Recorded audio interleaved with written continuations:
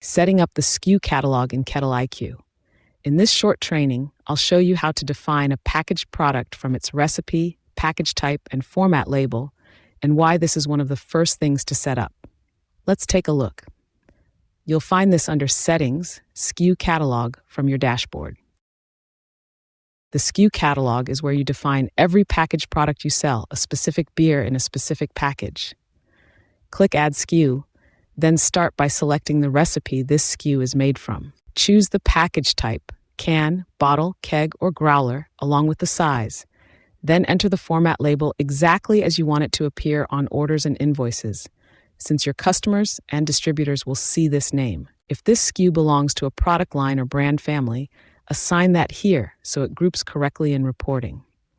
Set the case pack size, since that drives your packaging run math and inventory counts. Save. Once a SKU exists here, it's available for pricing, sales orders, packaging runs, and MRP targets. This is one of the first things to set up before you can sell or ship anything new.